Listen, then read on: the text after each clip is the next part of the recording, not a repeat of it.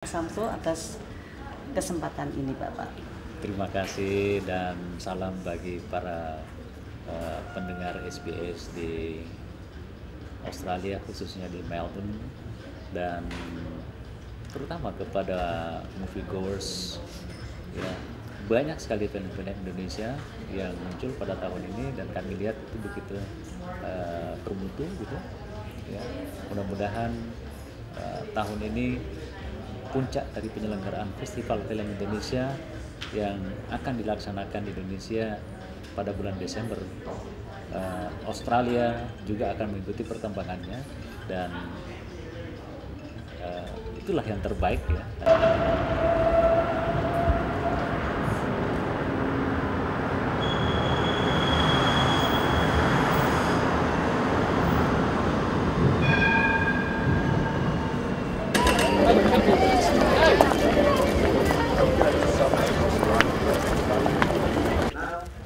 It's a great opportunity for me. It's a privilege for me to come home now, like you say, and bring a film that could actually, I hope, to entertain all the people that was kind enough to come and watch the film. So I made this film with the help of a great team. Bayu Karisa, thank you for showing also di sini ada Bayu dan Karisa juga. And we all made this film with only one goal, just to entertain people. So, guys, please do enjoy and enjoy the film. Thank you so much.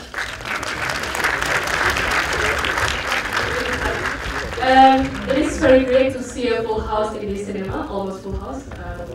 And so I will give some prizes. There are 4 prizes actually. We have a Fame Agenda voucher, $100.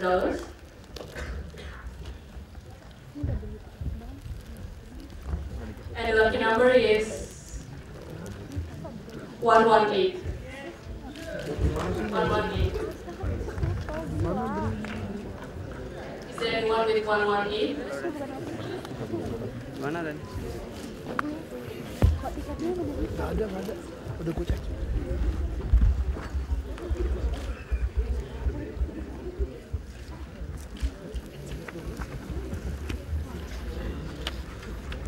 And we have another 2 prizes, movie tickets to the one of the film in this festival. It's 63, and 70. 63 and 70. Engkau menjadi kuat, engkau menjadi murni, dan engkau berubah menjadi baja. Jadikanlah itu semua pegangan dalam hidupmu.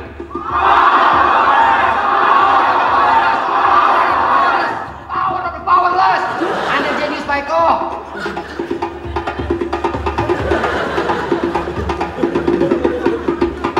Kami sebenarnya kemari mau mencari Boy. Mau ngembalin dari ini sekaligus mempertemukannya dengan ibunya Tasya. Mungkin Pak Eko bisa bantu. Mas Boy, itu tidak sama. Ketika musibah kecelakaan yang merenggut seluruh keluarganya itu terjadi, dunianya sekarang. Terima kasih banget udah bisa ikutan nonton catatan harian si Boy. Mudah-mudahan semuanya senang, semua bisa terhibur habis nonton film ini. Karena film ini sebenarnya tujuannya memang hanya untuk menghibur, nonton bisa senang, keluar nonton masih bisa membahas film ini, dan ya itu aja sih ya Boy, semoga bisa terhibur dan semoga semua suka sama filmnya. So it's actually in the toilet, so yeah, you can bear with us for 2-3 minutes. Thanks. Oh, there it is. What was the question again? Sorry. Oh, how long does it take for the Syutingnya kita makan waktu selama 1 bulan penuh, 30 hari. Tapi sebelum syuting kita ada readingnya, jadi readingnya selama 2 bulan full, dan kita juga ada karantina di Lembang selama 5 hari sama semua pemainnya. Dan ya tak, kalau kita. Udah napas dulu. Oke. Jadi emang sebenarnya kan di film ini tadinya ada beberapa pemain yang emang udah kenal dan ada juga beberapa yang belum kenal gitu. Jadi sebenarnya karantina di Lembang itu dimaksudin supaya kita bisa lebih dekat aja sih sama satu yang lain, satu dengan yang lainnya, karena bangun tidur ketemu dia, mau tidur ketemu dia lagi gitu. Jadi sebenarnya lebih untuk membangun chemistry aja ya. Gimana Pak Sutradara? Boleh saya tahu pertanyaan tadi apa? Syutingnya, so the question was, how long does it take to actually make the film? Yeah. And Carissa answered that it actually took 1 month for the filming itself, but it took 2 months for reading the script, and they took, because all of them are actually known each other, some of them actually know each other, so they would just need some more time to get to know each other even better, because they would have to work together in such close proximity. Thanks. And Tuka, would you like to add on to it? No. Okay. Is there any other question? Next question. Ya, sebenarnya pertanyaannya ada dua. Yang pertama, sebenarnya cuman yang pertama mau bilang aja, filmnya tadi bagus banget dan itu udah memberikan suatu kontribusi yang bagus buat film legenda catatan si Boy di tahun era sebelum kita istilahnya, dengan membawakan yang sekarang dengan pendekatan yang udah anak modern zaman sekarang gitu. Pertanyaan kedua, karena gue lihat filmnya ini bagus banget ya, bakal ada rencana untuk bikin yang keduanya apa enggak nih ceritanya nih? Gitu aja, makasih. Okay, he actually had two questions. The first one is more of a comment. He commented that it was a really wonderful film to bring up a really legendary film and make it and put a modern approach to it. So, would you like to comment on that? Yeah. First of all, thank you. We thank you for you and the team that helped me and us to create such a work. Terus, will there be a sequel? Actually, we haven't thought about that yet, but basically we are just focusing on this one first. Kalau misalnya memang ada kemungkinan, ada cerita dan bisa membuat something yang better daripada ini, kenapa enggak? Terima kasih. So the second question was, because it's such a successful film, will there be a possibility for a sequel? And Mr. Tuka pointed out that they're still looking at the possibilities. If it's possible, then why not? Next question.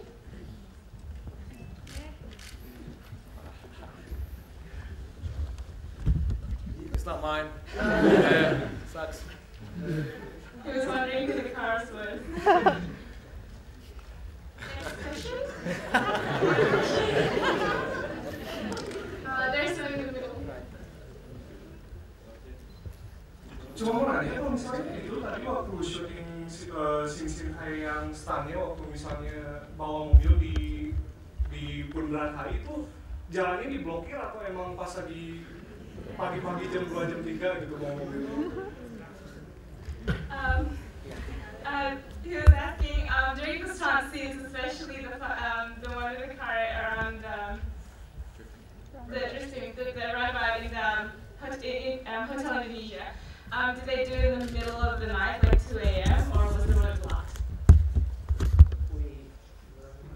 We blocked the road since 7 p.m. up to the next. Dari jam 7 malam kita mulai blok sampai jam 5 pagi the next day. So basically ya kita blok Kuningan, kita blok HI, kita blok SCBD, kita blok jalan tol. So basically it's a great stuff ya. Banyak yang blok sebenarnya. Iya buat semuanya yang merasa disulitkan karena macet pada saat ini, saya juga mohon maaf kalau secara ini. Yeah, so they actually block quite a lot of roads, including the highway as well. And I would like to apologize for those who were affected because they caused some traffic jam. Next question.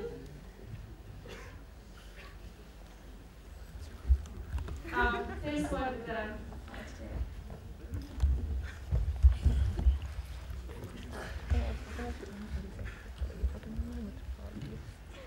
Cuma mau nanya, itu skripnya originalnya dari mana?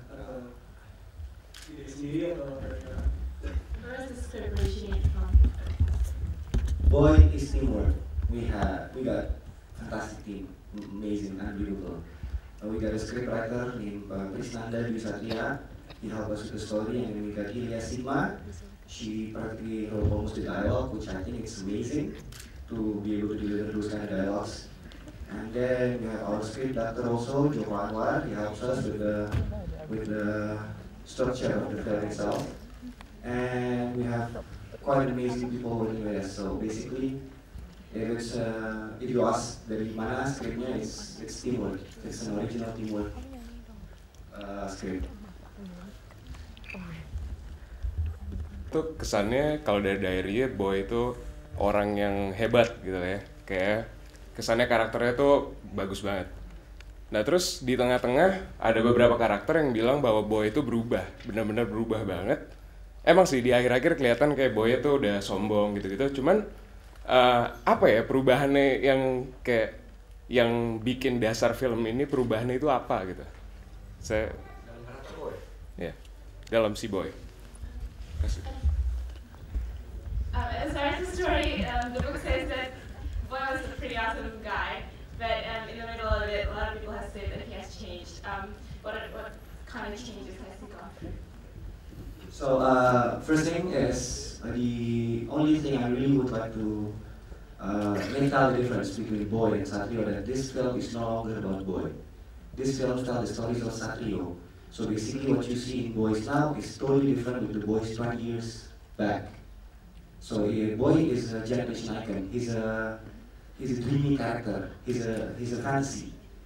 Kalau ada cowok-cowok kayak Boy, cowok-cowok kayak Ina, kayak kita aja yang mungkin ada cewek. Super kayak gua ya. He's super perfect as a guy. So basically that is the main difference that I really want to tell in this story. That today we don't need those kind of fantastic fantasy character. Today we have to live with reality.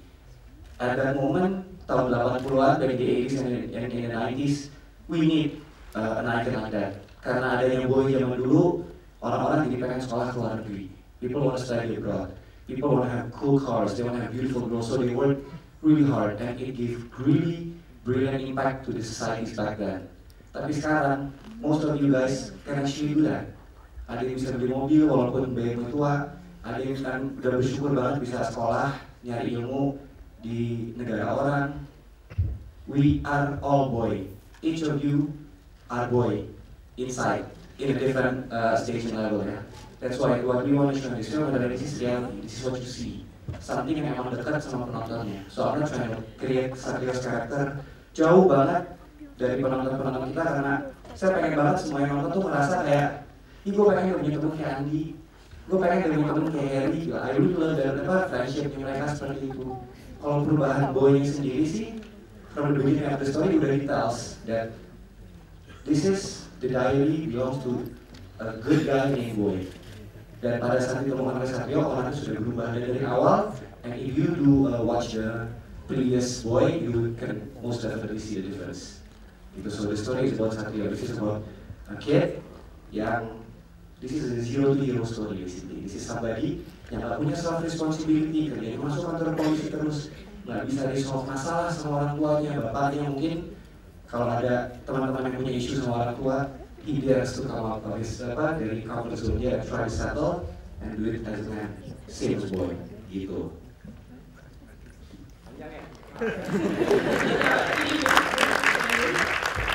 Next question.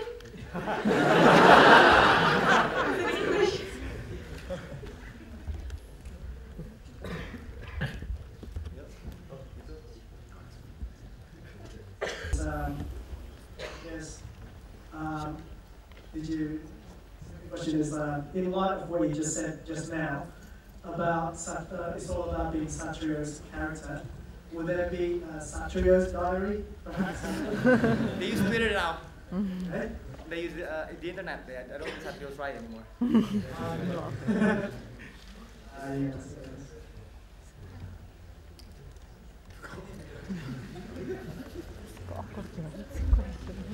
Okay. Do you mind repeating the? Am I a big fan of Boys? Yes, of course. Besides, nobody, basically most Indonesians do know Boy. Yeah, who there's this iconic character back in the 80s, and everybody all guys want to be like him, all girls want to be like him.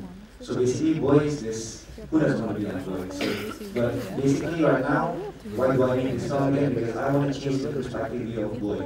Boy is no longer away from us. I want to tell that everyone in Indonesia, everyone in the world, that each of you are boy. Each of you are fantastic deep inside, doing that one thing you know best to do. So never feel that you can't do anything. It's hard for you to do something because boy got one simple mistakes maybe. I don't know how to say it. Boy itu gak pernah susah. Dulu back in 20 years ago, we have never seen the story of boy having no money, having no girl, having no good cars. But right now, it's the effort that we need to take out. It's the effort of working hard. You want to work, you want to resolve something by yourself. So basically that's why, if you ask me, am I a big fan of boy? Of course, most definitely yes, I am. So I was thinking like, this is unbelievable. A 14 years old boy who doesn't even exist at the moment boy ditayangin itu bisa tahu, berarti boy itu bisa kasih impact yang luar biasa bahkan terhadap orang-orang yang belum lahir pada masanya. So I was thinking this is a very good opportunity for me to say something because it could actually reach out to two generations, generasinya boy dan generasinya anak muda di masa sekarang. Jadi kalau ditanya apa yang memotivasi saya sampai saya bisa bikin boy, karena saya pengen menghibur lebih banyak orang lah. Itu intinya Pak, saya pengen bikin orang yang ketawa tuh gak cuma remaja aja atau orang dewasa. Jadi kalau saya bisa bikin lebih banyak orang ketawa, itu akan lebih bahagia kan buat saya Pak. Gitu Pak. Udah ya Pak ya? So his motivation was when his 14-year-old brother watched whenever he plays wanting to watch Boy, the original Boy, and he was pretty shocked by it because Boy was actually on even when his brother wasn't even born yet. So through that he feels that Boy has a really huge impact on whoever watches it. So he would want to recreate this phenomenon again. To entertain more people, not just those who watched it back then, but also want to entertain people of today. Next question. Terima kasih, saya cuma ada dua pertanyaan. Satu, kerajaan dibawakan ini jadi ambigu ya, karena jadi melemahkan ide penolakan anak muda terhadap koruptor. Gitu. Itu aja sih tadi saya pengen nanya itu. Apa karena mobilnya saya rasa atau apakah cukup untuk membangun bengkel yang cukup besar lagi dan mengganti semuanya itu aja. The first question was, what were the previous films that you made, or you have made such a wonderful film now? First one is, this is my first film, Pak. Saya belum pernah saya punya film pendek, tapi belum diedit. Dan masih nyangkut di komputer saya, this is my first film actually. And second one is, karakternya Satrio. It's more like this story. Saya menaruh Satrio datang ke ayahnya. Pada saat itu bukan sebagai dia lari kembali pada saat tidak ada maksud dan tujuan untuk membawa Satrio kembali pada saat dia ingin something so he go back to his daddy. Nah seperti itu tapi lebih ke his biggest issue itu Pak. Dia tak bisa overcome itu dari dulu. Dia punya satu, he blamed his father so badly because of her mom's death gitu. Dan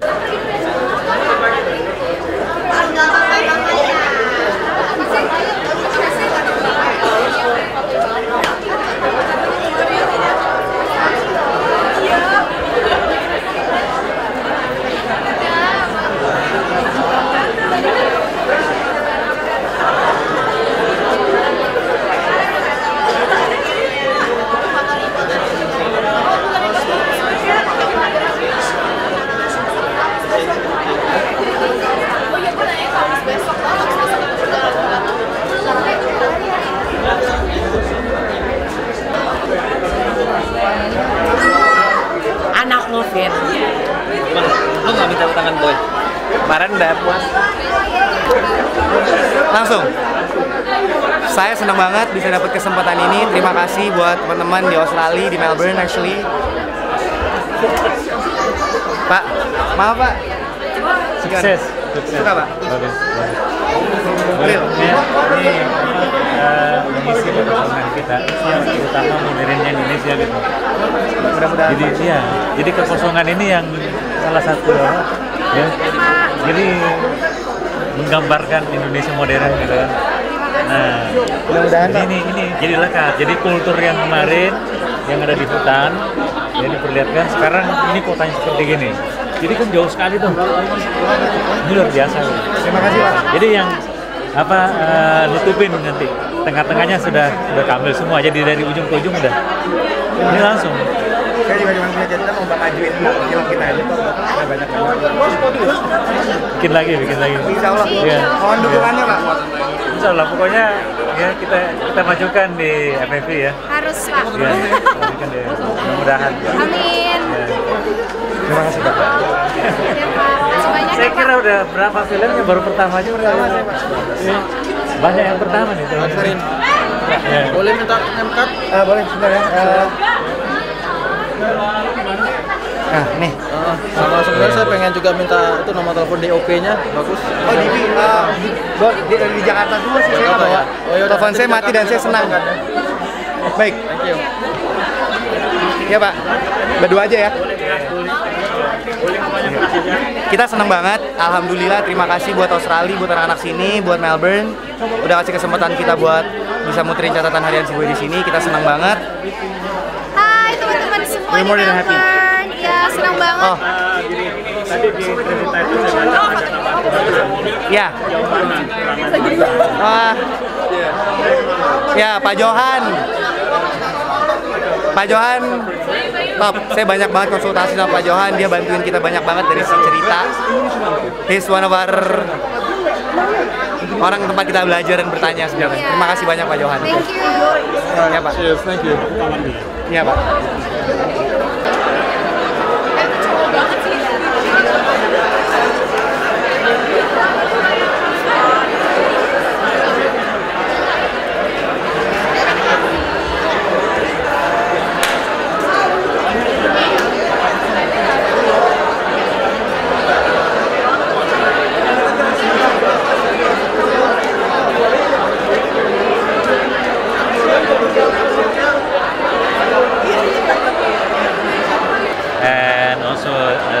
Lecturer at the Jakarta Film Institute of the Art. Jakarta Institute of the Art. Yeah, so my comments on the film? Yes. I was actually quite impressed by this film. It surprises me because the old Boy series was often taken as like an endorsement of the old system. Rich people rule, poor people are not mentioned. But in this series, or in this beginning of the New Boy series, we see a more human face to the characters. That's what I liked about it, especially the way the director talked about the characters' motivations. It was not just motivation to get rich, get car, get girl. There was a lot more depth to it than the original Boy. Sorry.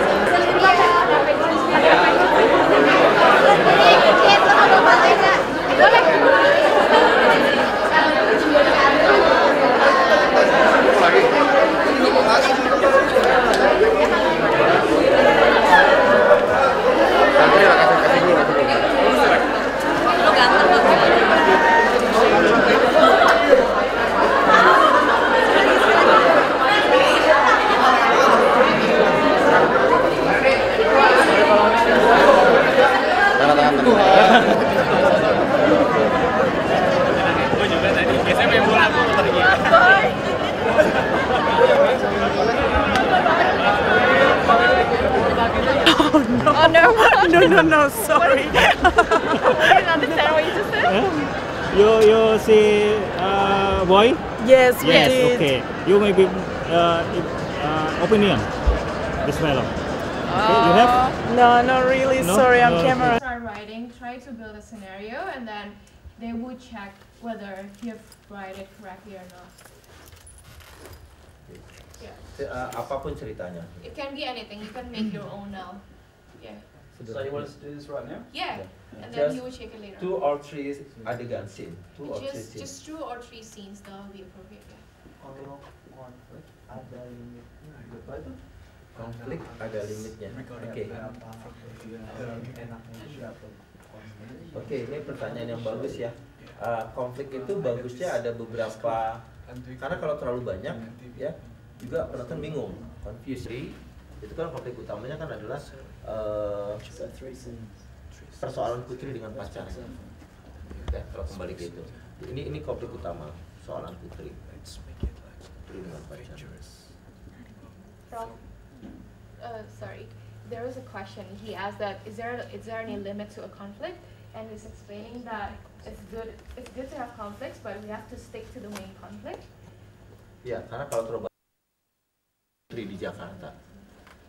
This goes back to the previous example of Putri, and the main conflict will be her problem with her boyfriend, but then the sub conflict can be like her mom already have another guy for Putri. Di Jakarta. In Jakarta. Lebih. So konflik lainnya adalah ternyata sahabat putri, teman putri sebenarnya diam-diam punya perasaan dengan pacar putri. Another sub conflict will be like Putri's friend also have feelings for Putri's boyfriend. Another and related to another. Oke. Kalau buat scene gitu harus ada ini nggak sih, kayak ada seperti gambarnya bertumpuk, hilangnya pelan-pelan gambarnya, muncul gambar baru. Nah, kalau kita sudah paham ini, imajinasi kita sudah sampai. Soal itu juga tidak mudah, memang kita juga harus melalui berbagai penjelasan karena ya ada beberapa pihak yang khawatir kalau itu diangkat terlalu tajam. Okay, and to answer Mr. Piet, he was actually called the commander because, as I said before, that every Dayak is actually a soldier. So he has led the tribe and led the soldiers to face against war against Malaysia and Holland and the Dutch. Against Malaysians and the Dutch, sorry. Against Malaysian and the Dutch. So that's why he was called the commander. It is to symbolize the leadership that is of every Dayak. And Marcella has also added, they didn't highlight the issue of trafficking deeper because this is a very sensitive issue. And when they wanted to bring up this issue, there are actually certain parties that are worried that it might not be into everybody's palate. So it is a very sensitive issue. That's why I didn't dig deep into it. I'm very sorry because we don't have time, so we cannot receive any more questions. And thank you, Mr. Piapago S. Panglima, Ms. Marzalian T.S. Deltroy, and Ms. Adrina Ros T.S. Ubu.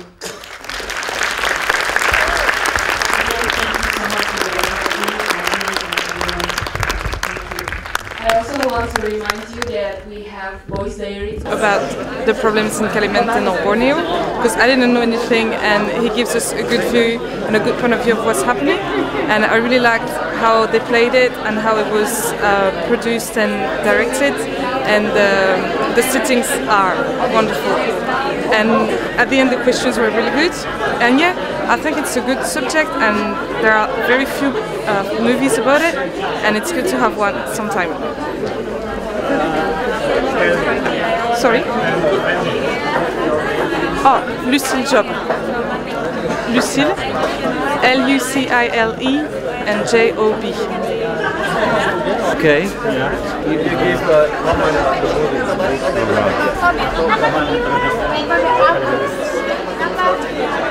I thought the film had a lot of elements of authenticity about it, and so I liked it a lot. I thought it was a curious mixture because it was like an older Indonesian film from quite some time ago, maybe the 80s. But I thought it was still relevant, And I think to make a film in that part of Borneo, that part of Kalimantan, up near the border with Malaysia, or even to make any feature film in Kalimantan, is a terrific thing to be done. So I'm rather positive about this movie. I thought there was some really good moments in it, but I think it was designed not to be too complex at the same time. So some people might read it in a simple way, but I think there's a lot in it. Thank you. Adit, satu lagi, Adit, satu lagi, bagaimana kesannya terhadap festival film ini? What do you think about the festival film here in Melbourne? What do you think about the film festival in Indonesia here? I think it's a very good event to be held. I really congratulate the students here who put it on and get good audiences for the best films. I think it's a pity that more Australians don't come to it, and including some of my colleagues at my university, because they would have really understood something quite new about the world by seeing both the film and also the discussion of the film by the film's producer, Marcella, and also by one of the lead actors, Piet Pago, who is himself a Dayak. I think the Indonesian film festivals in Australia, in Melbourne, they're mainly attended by Indonesian students and Indonesian community people. If there's a really famous director were to come like Aaron Nugroho, you might get a slightly wider audience. But and we have had good audiences in the Melbourne Film Festival at times for talented and innovative Indonesian filmmakers. But you know, there's a lot of film festivals in Melbourne and people can't go to all of them. So that may be one of the explanations, but I think Australian people could take more interest than they do. Thank you.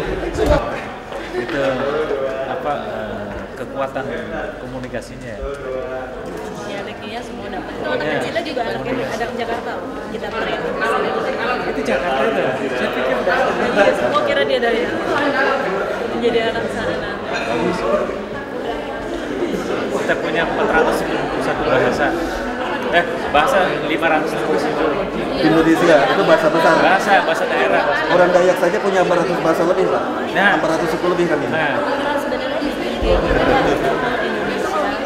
itu nggak habis. Masing-masing bahasanya, bikin cerita-cerita. Tiap daerah cerita-cerita pendek. Terusnya pernah tuh bikin ide gitu. Pokoknya ya. Yang apa yang. Tapi yang bisa jadi tontonan juga, maksudnya kayak iya.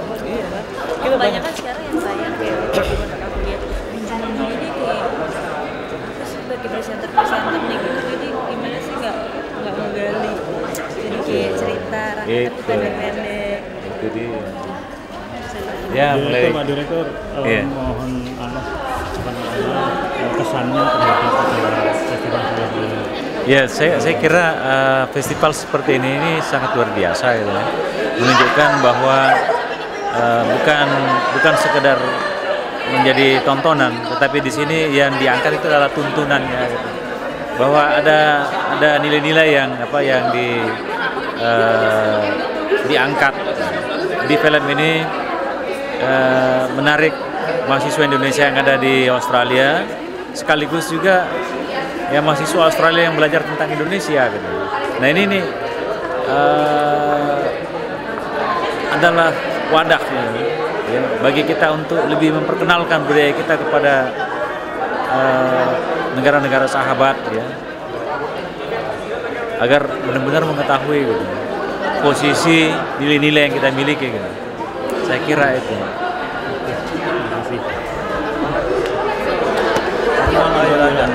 Ini apa, Pak? Kenapa sih kok begitu gigih memperjuangkan festival film Indonesia di Indonesia? Ini lihatnya ke sini, Pak, ya. Sebenarnya tahun ini tahun pertama saya, dan kenapa saya mau terlibat itu karena memang saya punya passion di bidang film, dan menurut saya suatu hal yang bagus kalau kita bisa membawa film-film Indonesia ke Melbourne dan memperkenalkannya ke non-Indonesian terutama. Kayak film opening Batas tadi kan kita bisa memperlihatkan kepada masyarakat yang bukan Indonesia bagaimana keadaan di Indonesia tentang education-nya atau di daerah terpencil yang sebenarnya sejujurnya saya pun nggak pernah ke daerah sana gitu. Jadi menurut saya Indonesian Film Festival ini adalah suatu acara yang bagus di mana bukan hanya ngumpul-ngumpul, bukan hanya nonton-nonton saja, tapi juga ingin memperkenalkan budaya Indonesia dan mensupport filmmakers, Indonesian filmmakers gitu. Gimana kok bisa mengorganisasi acara ini begitu, menurut saya bisa dikatakan sangat sukses dan besar? Sebenarnya memang ada senior-seniornya itu Ronald dan Zendi gitu, jadi saya hanya meneruskan dan saya juga masih belajar, tapi kita juga didukung oleh orang-orang yang sangat suportif seperti dari sinema ini sendiri. Mereka benar-benar mendukung dan kayak ngecekin gitu filmnya, quality-nya bagaimana, dan mereka tidak mau memutarkan kalau misalnya tidak sesuai dengan standar. Ini satu lagi pertanyaannya, reaksinya orang Australia terhadap festival ini seperti apa? Kita punya kayak istilahnya konsumer tetap gitu, jadi tiap tahun saya melihat ada satu orang ini selalu datang dan dia selalu beli setiap film, which is good dan senang. Maksudnya kita sebagai penyelenggara senang gitu karena kita mendapat sambutan yang baik.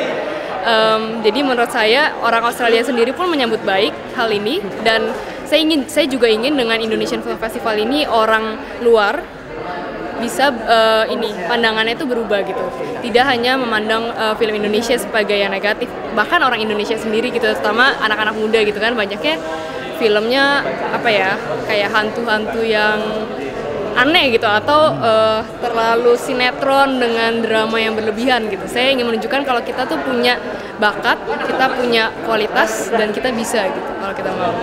Terima kasih. Terima kasih. Untuk menentukan film-film yang bakal tayang Menyatukan. Untuk menentukan. Oh, menentukan. Kan sebelumnya mungkin apa pernah yang banyak menyatukan review.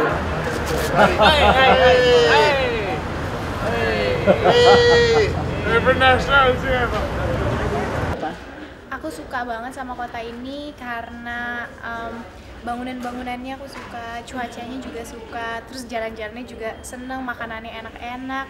Jadi kayak bakal gendut deh balik dari sini. Untung puasa ya? Untung lagi puasa gitu, Yeah. jadi sambil bisa nahan makan. Oke, terima kasih Karissa. Thank you. Along the way lah, apa atribut-atribut yang juga kita diskusikan sama saudaranya, oh ini kayaknya cocoknya kesini karakternya dan lebih seperti ini pandangannya atau gimana gitu. Jadi it's a fun process. Setelah memerani beberapa film lebar, what's next for Aryo Bayu? What's next for me? I don't know.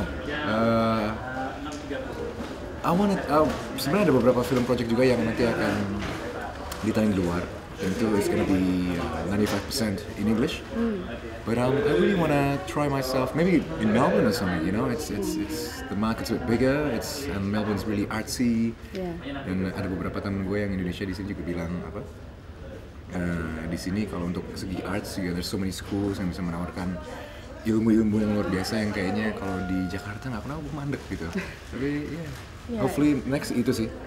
Dan selain andil di dunia film, kira-kira apa impian yang belum tercapai yang pengen dilakukan?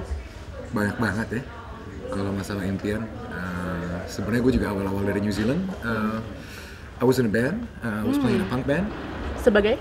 Guitarist and the vocals. Wow. And so kapan ya waktu itu? I think 2004 pas gue balik ke Indonesia, band gue juga waktu itu udah lumayan kita main ke beberapa kota gitu, jadi ke di New Zealand, dari Hamilton ke Auckland, and a few other towns. Terus pas gue mau ke Indonesia, gue juga gue coba bikin band lagi deh. Tapi akhirnya karena gue juga background ada teater, jadi gue coba juga ke film, gue pikir bisa dua-duanya. Tapi sekarang yang dijalanin yang film, teater, lebih ke situ. Apakah masih jalan? Hopefully musik juga bisa ke situ maksud gue. Oke, terima kasih Aryo Bayu. Thank you very much. Yeah. Jadi kedengeran suaranya. Oke. Iya, awalnya gimana bisa main di catatan harian si Boy ini gitu? Awalnya saya terus gue bilang, Jadi kita di ini sini punya mencari potensi nih. di sini. Kita nyari director gitu. Kita berdua kan cari itu. Pemainnya nyari director. Gue director satu pertama kita casting. Dia kasih pitch-nya dia kan. Gitu. Saya ada ide nih Mas dan Mbak mau bikin catatan si Boy. Menarik nih kayaknya boleh juga nih. siapa tadi Cak namanya? Putra Matuta. Oh, Putra Matuta. Iya, siapa Mas Tuta ya? Heeh. Kira-kira kayak pendengar yang paling menarik yang dia kasih Iya. ya, Pak. Gitu, awal mulanya gitu. Serius soalnya. Yang gua lah masa. Nggak, Iya, bercanda, gitu. bercanda. Pak Direktur Perfilman Indonesia yang telah berkenan untuk kami wawancarai. Selamat sore. Bapak, saya merasa gembira sekali tadi malam setelah melihat film Batas itu dan juga mendengarkan apa yang dijelaskan oleh Bapak bahwa perfilman Indonesia saat ini sudah sedemikian pesatnya. Benar sekali. Jadi di kami sekarang itu yang sudah mendaftar ada 96 judulnya. Kemudian yang sudah produksi sampai dengan kemarin kami tinggalkan itu sudah ada 51. Jadi mudah-mudahan masih ada lagi yang mendaftar bisa mencapai 100 dan terlebih lagi. Jadi mereka akan produksi terus sampai nanti akhirnya Desember itu bisa yang mencapai target apa yang kita harapkan lah. Itu Bu. Bapak, karena masalah perizinan sekarang sudah tidak ada dan jadi apa ini sebenarnya yang dikerjakan atau peran daripada perfilman Indonesia itu, Bapak? Ya, memang tugas dari pemerintah itu memberikan kemudahan, jadi fasilitasi dan mendukung, ya, sehingga dunia perfilman ini bisa maju. Kita mengharapkan dari film ini kan ada dua pilar utamanya gitu. Pertama untuk menjadikan film sebagai instrumen mendukung pembangunan karakter dan jati diri bangsa, itu yang pilar lebih kepada nilai-nilai. Kemudian pilar yang keduanya itu adalah ekonomi. Kita mengharapkan dari perfilman dapat menggerakkan perekonomian nasional, bahkan ke depan tidak tertutup kemungkinan kita bisa menjadikan film sebagai instrumen untuk menghasilkan devisa bagi negara. Mungkin satu persatu Bapak, nah ini film sebagai media pembentuk karakter. Wah, karakter bangsa. Wah, ini besar sekali Bapak. Jadi bagaimana ini caranya? Iya, jadi hampir semua negara seperti itu. Bahkan kalau Korea Selatan, mereka menjadikan film itu sebagai Hallyu. Jadi mereka menyebutkan gelombang budaya Korea yang mendunia gitu. Nah, kita jangan mendunia dulu, kita nasional saja. Kita baru, karena kita mengatakan bahwa film Indonesia, walaupun film Indonesia sudah mulai sejak 1955 ya, penyelenggaraan Festival Film Indonesia, tapi ini masih infant industry bagi Indonesia. Tahun 2001 saja jumlah film di Indonesia itu hanya ada 4. Nah, ini baru bergerak di sini nih. Jadi kita mengharapkan bahwa dari sisi jumlah bertambah, kemudian kualitas tadi yang mengarah kepada pembentukan jati diri dan karakter bangsa. Ini yang kita isi ke sana. Masih berkaitan dengan karakter, pembangunan karakter bangsa itu tadi Bapak. Berarti ini akan menyangkut juga masalah semacam censorship begitu Bapak? Sensor, ada lembaga sensor, benar, kita punya di sana gitu. Kita punya batas-batas ya, dan kita mengharapkan setiap produk tadi jangan sampai melampaui batas-batas di mana sebuah nilai itu kita kenal sebagai nilai Indonesia. Kita memang dibatasi oleh komitmen kita bersama untuk mendirikan bangsa ini, yaitu negara yang berdasarkan Pancasila, ada ketuhanan di sana, berarti ada nilai-nilai agama, kemudian keadilan sosial, berarti ada nilai-nilai sosial, ya.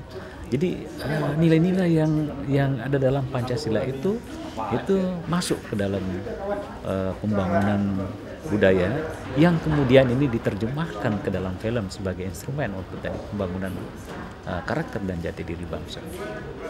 Berbicara masalah nilai memang sulit sekali Bapak bagi saya, karena itu suatu seperti insan yang ilusif begitu untuk saya. Karena kalau kita kaitkan dengan kreativitas, dengan seni, itu kadang-kadang ini sulit untuk diberikan suatu batas nyata begitu Bapak. Benar sekali Bu ya. Jadi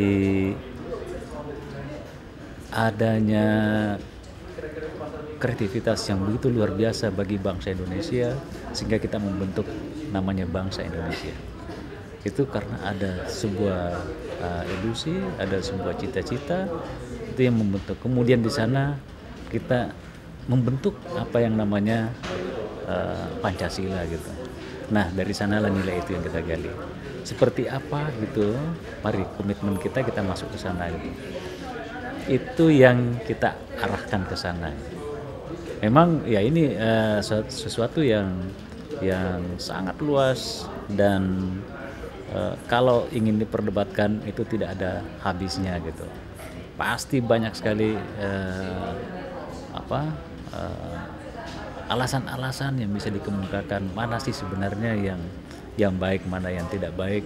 Tapi marilah kita semua sudah mengetahui ya, kalau kita berdasarkan pada Tuhanan yang Maha Esa, saya kira semua agama sudah tahu betul ya nilai-nilai mana yang baik, mana yang tidak baik. Dan ini yang ingin kita terjemahkan ke dalam film kita. Jangan sampai nanti misalnya ada sebuah negara ya yang tidak ada masalah, dia ada sensor di sana ya, saya nggak mau menyebutkan negaranya, ada sensor, tetapi yang namanya film yang vulgar, yang seks gitu, itu bebas gitu, kapan diputarnya di mana gitu, dia menempatkan censorship pada self censorship ya. Itu dijual bebas karcisnya, bisa diputar di bioskop, tapi bagi Indonesia hal seperti itu tidak ada tempat karena kita mempunyai nilai tadi, ada batasan di sana. Nah, kreativitas di dalam bingkai Pancasila itu tidak akan kering bagi Indonesia, tidak akan kering. Bayangkan Bu ya, Indonesia terdiri, Ibu tahu betul, terdiri dari 491 suku bangsa. Bahasanya ya yang saya katakan kemarin itu ada 657. Dari latar belakang budaya saja gitu. Dalam setahun kita garap satu film yang punya latar belakang dari budaya, tidak habis dalam 2 tahun untuk kita garap gitu. Belum alamnya, belum alam. Jadi mulai dari dasar laut ya sampai kepada puncak gunung, semua menawarkan yang terbaik kita miliki, the best in the world. Banyak sekali hal-hal yang Bapak angkat ini, tapi jadi saya akan mencoba Bapak untuk mengikuti satu persatu apa yang Bapak terangkan lagi. Mungkin yang paling dekat adalah mengenai masalah alam itu tadi. Jadi bagaimana menceritakan ibaratnya kekayaan atau kebagusan alam Indonesia ini kepada orang lain, kan itu nantinya tujuannya. Nah, Bapak untuk mendapatkan itu kan jalannya kan akan panjang juga. Sejauh mana ini kemudahan dari apakah itu pemerintah daerah atau pemerintah pusat untuk membantu para seniman itu? Dari sisi produksi Bu ya. Karena film ini kan kalau kita lihat dari sebuah sistem tadi ekonomi, dia dari produk, kemudian pasar, ada marketingnya, ya, penyelenggaraan festival seperti sekarang ini di Melbourne itu adalah sebuah upaya gitu, dan juga distribusi. Nah, dari sisi produk, ketika produksi ini terdiri dari dari 2 komponen utama, yaitu produser dalam negeri dan produser luar negeri. Nah, semuanya ya tentu diberikan tadi sudah diatur dalam undang-undang. Ada undang-undang perfilman. Nah, ini yang baru di-revise tahun 2009 yang lalu, nomor 33, itu di sana menyebutkan ada 6 bidang usaha dalam perfilman. Sebenarnya kalau mau diikuti apa yang tercantum dalam World Trade Organization, ini masih lebih banyak daripada jumlah tersebut. Nah, kemudahan yang diberikan. Satu, untuk masuk ke daerah-daerah, kita berkoordinasi dengan pemerintah daerah. Memang ada peraturan-peraturan lokal yang tidak bisa kita tembus begitu saja, sehingga nanti setiap produser yang akan memproduksi itu benar-benar harus meminta izin lagi di lokasi-lokasi tersebut. Ini tentu kita menghargai karena ada otonomi dari setiap daerah-daerah tersebut. Perpajakan ini sedang kita bahas lagi, ya, bagaimana caranya supaya bisa lebih murah, ya, atau mungkin yang sudah bukan lagi mungkin, yang sudah pasti pemerintah memberikan itu adalah pembebasan bea masuk untuk bahan-bahan baku memproduksi film, ya, dan juga barang jadi. Jadi peralatan-peralatan yang dipakai para produser itu kita usahakan kalau memang belum bisa diproduksi di Indonesia dan itu harus mengimpor, kita usahakan bebaskan bea masuknya. Dan itu adalah upaya kita membantu produser dalam negeri. Bapak berhubungan dengan daya saing itu, terutama dengan film-film dari mancanegara itu kemudahan apa Bapak selain dari apa yang sudah Bapak sebutkan tadi? Dari sisi marketing, jadi kehadiran di beberapa event internasional kita memfasilitasi, ya.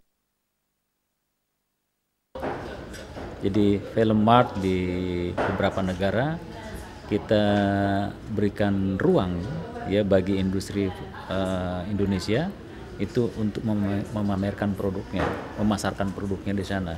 Kemudian actually were given a reward by the ministry because they have showcased the culture and the culture of these people. And they actually show that they care about these people that live in a very remote village in the borders of Kalimantan. And Mr. Piet here would like to be remembered, so he would give you a little bit of an attraction. It's a traditional Dayak dance, so enjoy.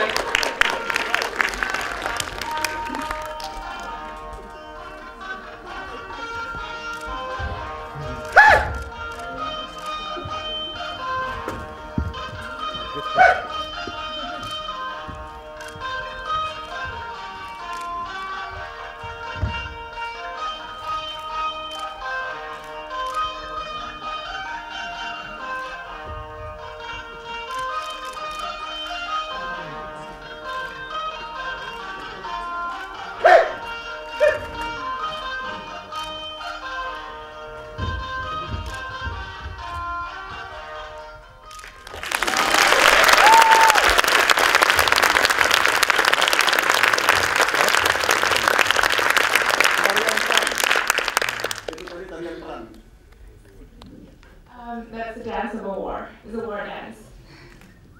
Next question. Okay, maybe we will receive 3 more questions. So 1 question per person. We have 1, 2. Okay.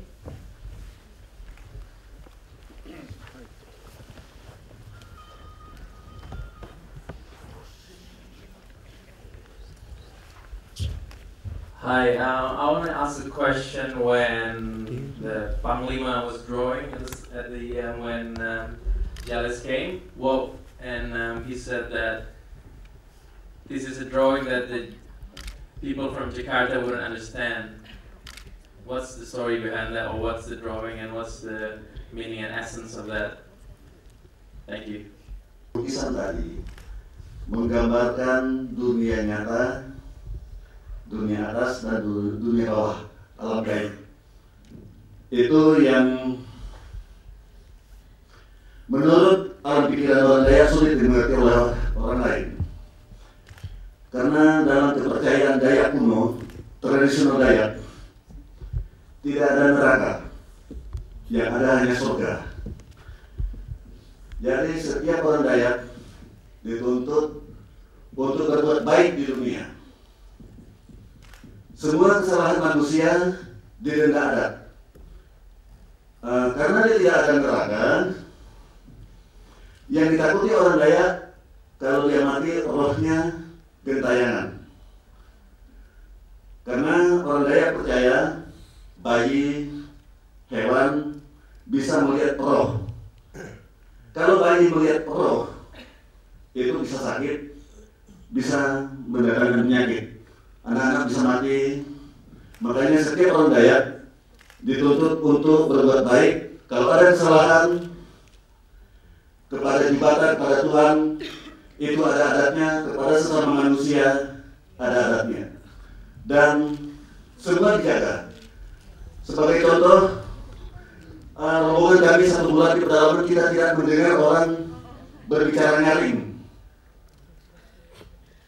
Mungkin kesannya orang Dayak heboh begitu, tapi sebenarnya semua orang bicara dengan lembut, tidak berbicara nyaring. Kalau ada pertengkaran diselesaikan dengan secara adat. Jadi itulah arti lukisan tadi. Artinya menggambarkan alam nyata dengan alam gaib. Okay, so the picture actually reflects the world that is beyond. For a Dayak tribe, they actually don't believe in, they actually believe in hell, so they would only believe in heaven. And people would be expected to do the best that is on earth, so that they would go to heaven. And that they also believe that if you do wrong, they would be afraid that when you chance upon death, your spirit would just be wandering, and this will be better. This is.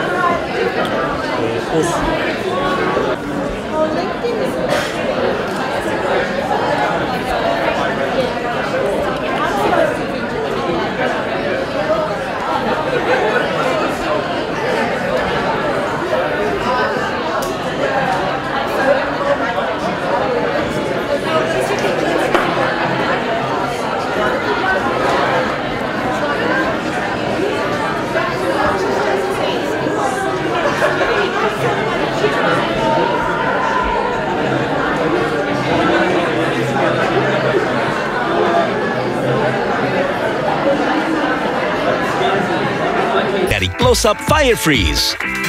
Warm gelnya membantu melawan kuman penyebab bau mulut. Cool gelnya mendinginkan mulut untuk kesegaran lebih tahan lama.